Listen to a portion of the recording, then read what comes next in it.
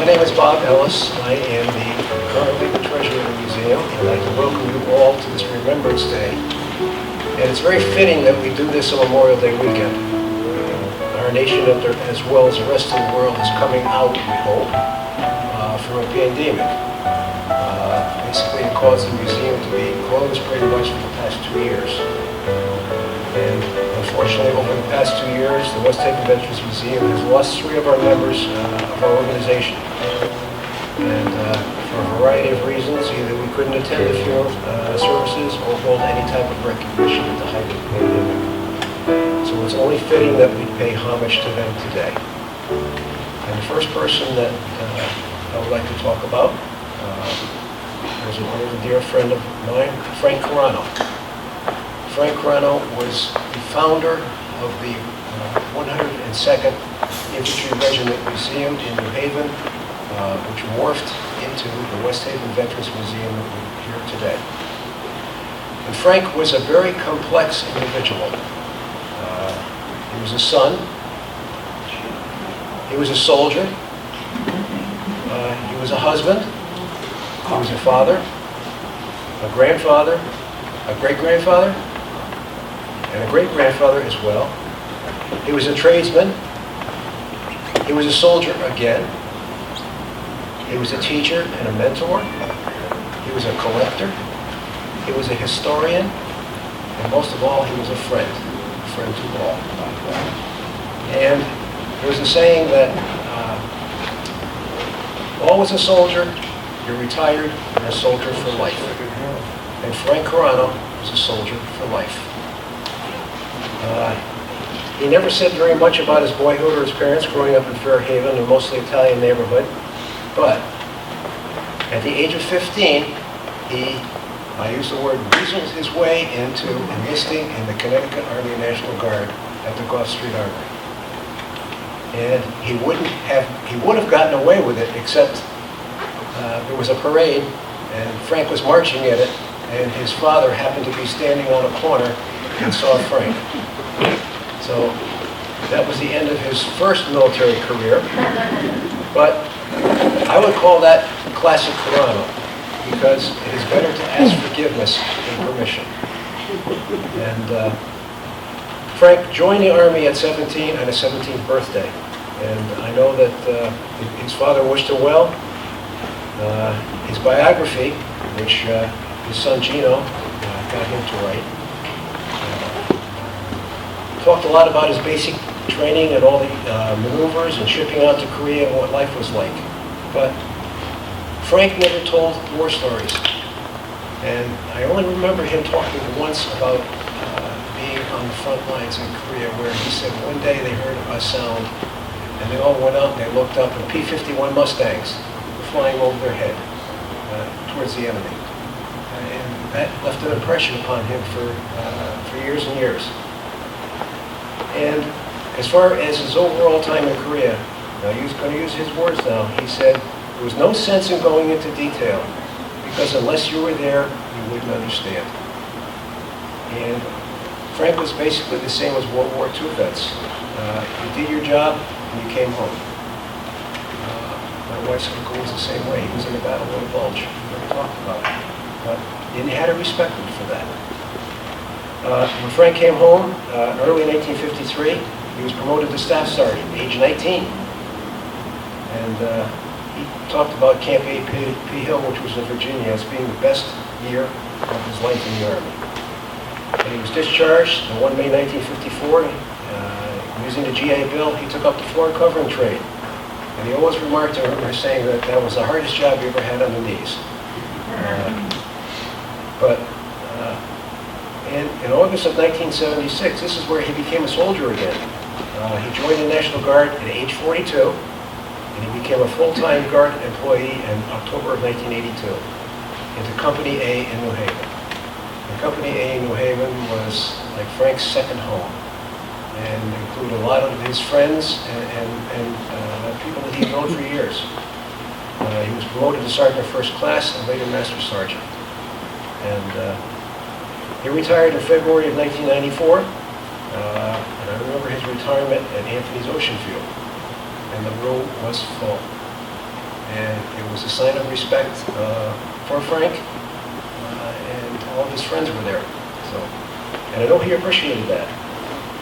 Now, during his time in A Company, this is where I personally met Frank. And I had been in the reserves and later joined the National Guard, and every time I saw Frank, he would say to me, "Hi, Don." And I would tell him, "Frank, my name is not Don, it's Bob." How many times he did that? And finally, Frank was almost fast on his feet. And he said to me one day, he says, "You know, Don in Italian is a sign of respect." So he could quite get off from that when I remember my name, but later on, we became friends. And through Frank's career, he was recognized for his ability to teach and train.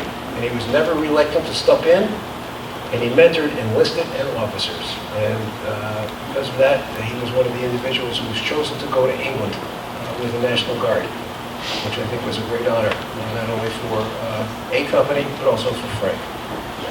And Frank's motto was, if you're going to do it right.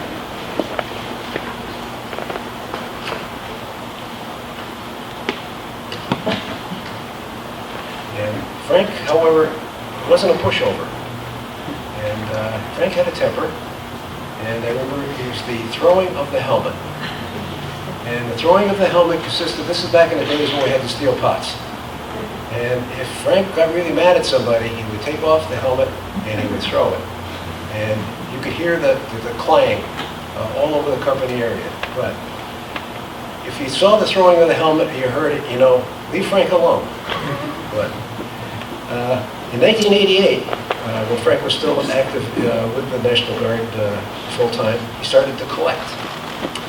And when A Company moved to New Britain in 1992, the space that they had in the Gulf Street Army became free. And Frank basically moved in, all right? Squatter's rights, so to speak. And this space became the museum. And also during his tenure with A Company, Frank discovered the computer. And because Frank discovered the computer, and he would always say, "I can't do that, I can't do that." But he would try and try and try, and he'd master it, all right? But because he discovered the computer, now he became Frank's historian. And he started doing a lot of research. Not only did he start the museum in Gulf Street, but he also helped form the 102nd Infantry Regiment Association. And he also resurrected the New Haven Grays. So Frank was active in many organizations and helped out a lot of people. In 1999, however, the space that Frank had occupied was leased out to the city of New Haven. So basically, I guess we as all the members of the museum, we lost our home. And during this time, Frank had attracted the attention of Beth Sabo from the city of West Haven. Beth had brought down people from the city of West Haven, and they looked at it. And through her good offices, and also to the DeGrand family, one day a large truck showed up, and all of the belongings from the museum were packed up, and they went into a warehouse. And over the years, basically the museum became like the lost tribes of Israel, wandering in the desert for 40 years. Well, for us, fortunately, it was only 10 years. But there were several opportunities that we looked at.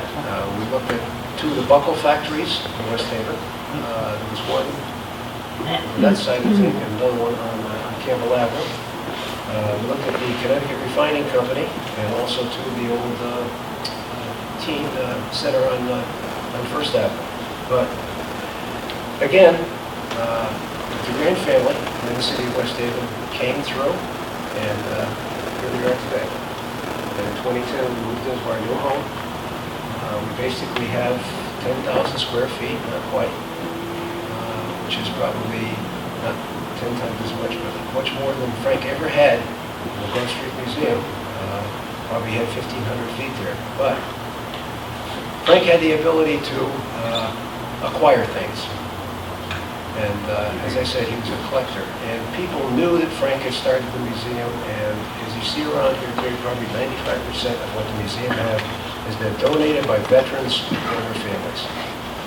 And it's an important thing. You'd be surprised what people had in their attic or in their cell. And so we have basically become the stewards of these items.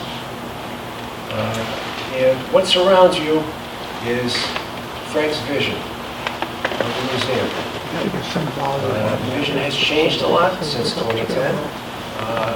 Things should, in terms of what we display, should change a lot so people can get an idea of everything that we have. But the vision remains. And Frank was a friend. And I personally heard a lot of his stories. And I will personally miss him. When a veteran passes away, depending on their rank, if you will, if you're a dignitary, you get a 21-gun salute. All right? But the day Frank was laid to rest, Frank got his 21-gun salute. And we appreciate everything he did. Now, I am going to be followed by Ed Casey, who's our curator. Ed, if you would, please. Welcome, everyone. I'm Ed Casey. I'm the curator of the West End Museum, Veterans Museum. I'm honored to have the opportunity to work along with Frank. Frank did a great job, and he was part of our family. And this is an important day for all of us. We're here to honor the members of our family who are no longer with us. And these people made a tremendous impact on the development of the museum. And their dedication and leadership helped make the museum one of the finest in New England. So the people we're honoring today really made a big impact on what you see around us. I have to talk a little bit about Frank. I met Frank at one of the Stratford gun shows, seems like 100 years ago, back in the 70s. He used to set up there. And Frank was always friendly and willing to share information. And this was really a rarity at the time because most military dealers, their knowledge was their power. And they were unwilling to share it with people because that was their ability to make money. Frank wasn't like that at all. Frank was always very friendly. He would always take the time with people. He would teach them. He would share information with them. And that's one of the things I really liked about him. And I always made it a point when I was at these shows to go over and see Frank and interact with him.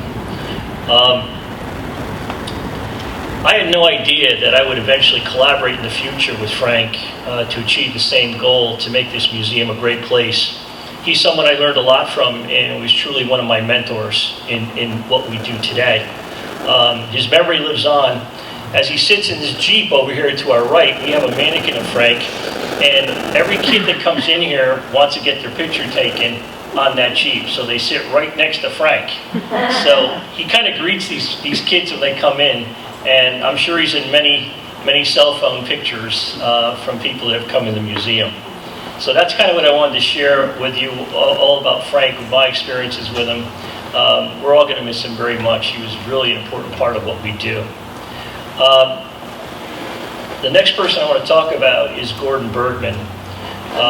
Gordon was another one of these guys that was loved by everybody. He was our vice president. He was always around. He always got involved. He was always willing to lend a helping hand. There are many nights he and I would work here on certain projects. One night I can remember the vent was blowing and the flags were blowing back and forth. It was like 44 degrees in here until we fixed that. So, he was walking around and said, "Hey, it's really cold in here." I said, "Well, we don't turn the heat on," but it was just one of those things that we dealt with at the time. But, Gordon was another one of those guys that really made a difference around here. Gordon joined the Marine Corps in 1967. He served 2 tours in Vietnam. Gordon told me a story about how he and a few Marines defended the U.S. Embassy in Saigon during the Tet Offensive. And he didn't talk much about his experiences, but when he told the story, he really put a lot of detail in it. And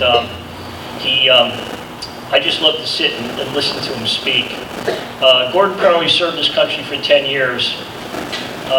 He served as president of the West Haven War Veterans Organization. I'd like to acknowledge Gordon's wife, Ronnie. He loved her very much. He was always there for her. Gordon passed on April 8th in 2020. And next I want to introduce Roger, who's going to read a Buddhist passage. Oh, Roger, if you'd like to come up. Good afternoon. Ronnie and I practice Buddhism together from what's called Nichiren Buddhism. And I'm going to read something here. You're going to hear something called the mystic law. And really what it is Buddhists believe that there's a law that permeates all living beings in the universe and keeps us all connected. So I'd like to read this passage from a gentleman named Daisaku Ikeda, who is the current, let's say, leader of our Buddhist group. And here it goes. It's called Metaphor of Ocean and Waves.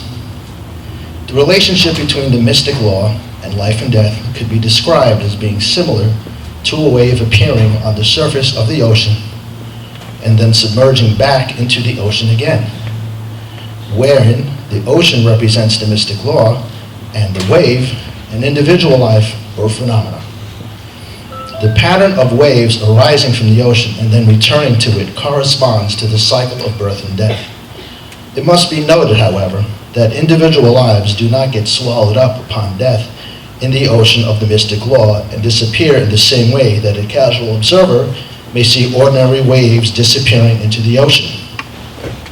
If we consider that there are various currents flowing through the ocean, not visible from the surface, the difference between life and death can be likened to that difference between waves and the undulating currents within the ocean depths. The life essence of an individual is certainly not extinguished at death. Life and death are simply the undulations of the mystic law itself. Undulations within the ocean depths appear on the surface as waves and then submerge again into the ocean, once more becoming invisible undulations. In that same way, a wave of life that manifests on the surface of the ocean of the mystic law will at death merge once again with that ocean and continue its unseen undulations. Then, when conditions are right, that life essence will appear again as a new wave. I'd like to think that, I'm blanking out here, I'm sorry, Gordon, right now, is somewhere in our universe, in this world, rising again as a wave, starting his new journey. Thank you.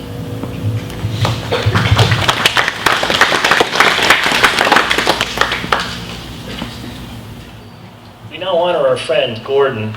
We have a uniform. We have a mannequin of him in the corner by the media center, and we actually have him dressed in his uniform, and his medals are also on display.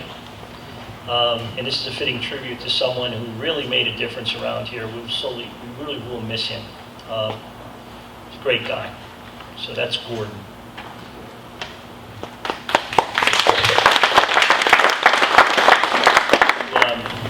So Lori Greenfeld, she's not listed. You have to. Sorry.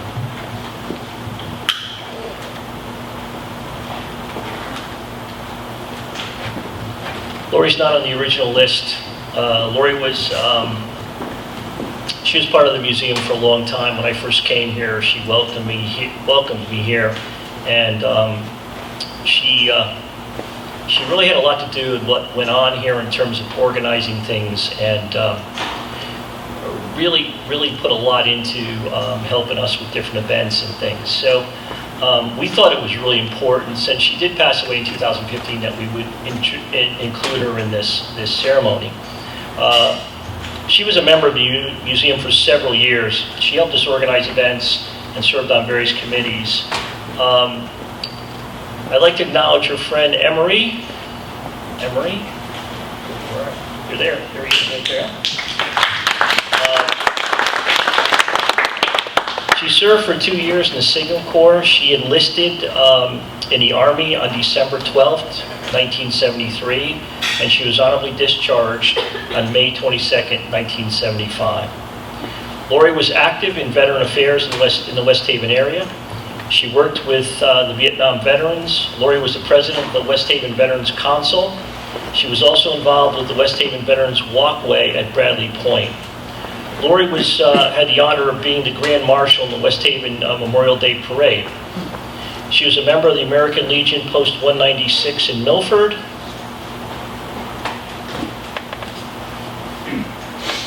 Lori passed away in February 2015. I just have something I want to share with you about Lori. It's actually something a little funny that she used to... Lori used to always get on me for drinking coffee on the museum floor, because I'd be working with our floor manager, and I'd always have a cup of coffee next to me. She used to come to me, she used to give me a lot of, about drinking coffee. So, we think that, we look around, we come here on a Saturday morning, and if I have a coffee in my hand, I always look up if they have mannequins on top. And every once in a while, we see one that's kind of turned, and we think it's Lori, just, letting us know that she's not really happy with us eating on the museum floor or drinking coffee. So I just wanted to share that with you. That's something that, it's kind of a, museum humor that we look at every Saturday morning when we come in. So one last point, though. Also, one other thing. Lori's uniform is also in the Woman That Served area of the museum, which is over in the front of the building if you want to take a look at her uniform. One last important point. Let's not forget all the veterans who sacrificed and served their country to preserve our way of life. This is their weekend of honor and remembrance. Now I'd like to introduce Arlene Painter, who will speak about Alice Benson.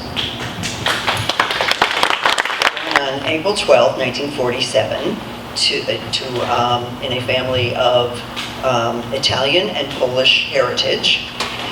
She and her late sister Mary Ann were brought up in West Haven, and she lived here all of her life. She told stories of the typical sibling rivalry that she and Mary Ann had. Alice met Bill Benson when they were both working at Ammerling here in West Haven, and they were together for several years before finally marrying on May 3rd, 1997. Alice worked for 46 years at Amberling Cumberly as their office manager, and she was very good at keeping the office organized and efficient. She was proud of her nephew Lee and his husband Nathan, and she truly enjoyed Lee's passion for decorating for Christmas in a big, big way. He had Christmas trees in every room of the house, multiple Christmas trees. Lee was also the only person that Alice would trust to cut her hair. To say Alice was an avid sports fan was putting it mildly. Her favorite teams were the Washington Redskins and the Boston Red Sox, but she was a huge fan of NASCAR legend Dale Earnhardt, the Intimidator.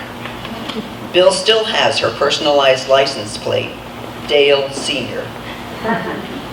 Alice's collection of sports memorabilia was extensive and impressive, as was her collection of patriotic red, white, and blue decorations and bald eagles, the symbol of our country. Alice was always very supportive of Bill's involvement with the West Haven Vietnam veterans and the West Haven Veterans Museum. If there was a fundraiser and something that had to be planned, she was always involved and organized many a dinner. Alice was at her happiest when she was feeding family and friends. This museum has benefited so much from Alice's generosity, kindness, and her devotion, and we will all miss her very, very much. And I believe at this time, Irving Moy would like to make a couple of comments also. After hearing Bob and Ed's comments about Frank Grano, I just wanted to share some thoughts about how much Frank meant to me.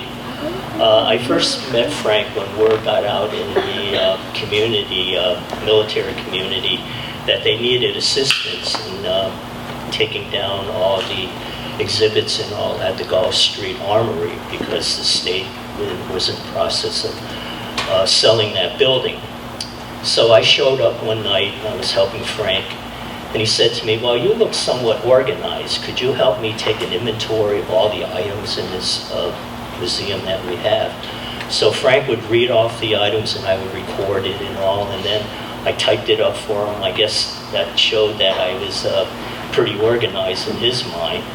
But Frank was a person you couldn't say no to. I remember one night we showed up and he says, you know, we're going to take that marble slab off the wall. I don't know if you've seen the marble slab, but that thing has to be over 500 pounds. And I looked around, the other four people, I was the youngest, and I think I was 50-something at the time. And I just didn't know how we were going to get it down, but Frank, you know, made sure that we did take that down. So that was the start of a friendship, and every year Julie and I would have lunch with him at Joe Marie's, his favorite pizza place, and Frank would always have his bottle of San Perino water. And also before he left, he always made sure that he got a dessert for his bride, tiramisu. So Frank always remembered that. And growing up in the 50s, I was always interested in the military and all. And I lived in a neighborhood of a lot of veterans, and I would, you know, try to talk to them and all, but I remember one time one man said to me, you know, I fought against your kind and I have nothing to say to you. And that always stuck in my mind. And I think the greatest gift that Frank gave me was that he accepted me for who I was. I'm not a military veteran or anything like that, but Frank made it a point to make me feel comfortable, got me involved in the museum. And I think at one time I was probably the only person that was a member that wasn't part of the military and all. So will always be grateful for that. And I certainly, Julie and I certainly miss Frank. And I just wanted to thank the Carano family for sharing Frank to so many people, because he did make a difference in a lot of people's lives. So thank you. Before we close, I would like to have a moment of silence and to remember people who we've talked about today, as well as all the veterans who have gone before them. So can we take a moment, just have a moment of silence.